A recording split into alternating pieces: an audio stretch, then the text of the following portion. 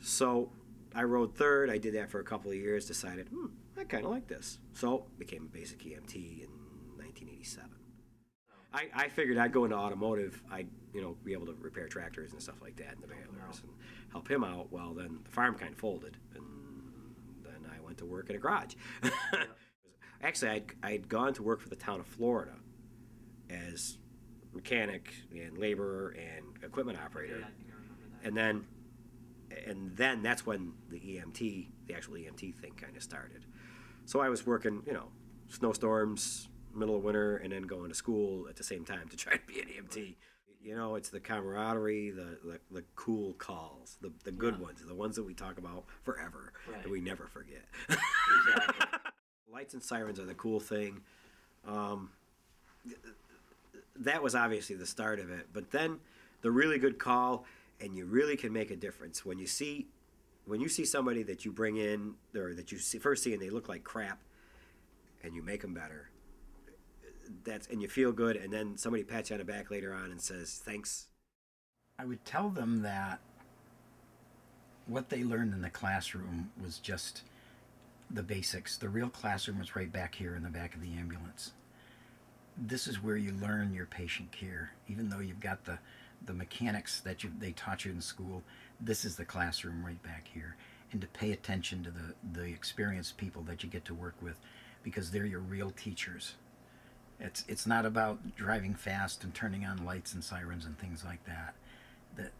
It's patient care that's most important, and that's what I would stress to these young people. Particularly in a cardiac arrest where you see a lot of death.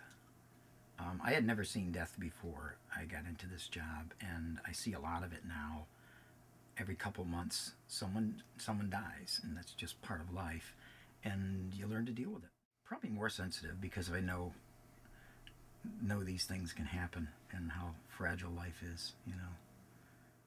It's not the stress of the patient. I haven't had a patient yet that has stressed me out to the point where I couldn't work on them effectively. But I did have a coworker that was very difficult to work with, and that stressed me on the job. Knowing that he was going to be in the building, or knowing even worse than that he might even be my partner that day, that was stressful. So we get this guy, he fell probably 20 feet out of a tree. It was his first day on the job at this tree company. I felt so bad for him. So he fell out of the tree, and he landed on his back, and we rolled him over, checking his back, and right in the thoracic lumbar area, feel this huge deformity, right at the spinal column. We're like, oh, that's not good. So we rolled him back onto the backboard, and we were assessing neurofunction, and he had none in his legs. But as we loaded him up into the ambulance, and we started working him up the ALS and the whole 9 yards.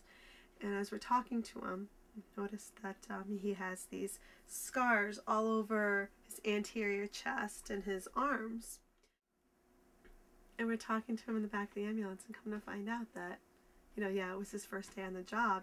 And probably about 2 years prior to working there, he, on another job site, was outside and got struck by lightning. And that's how he ended up with all of the burns all over his body. So not only did this man survive death once, Right. But now twice, with the fall, because it's a pretty significant fall, and only to come to find out, instead of wearing the scars, he'll be paralyzed for the rest of his life.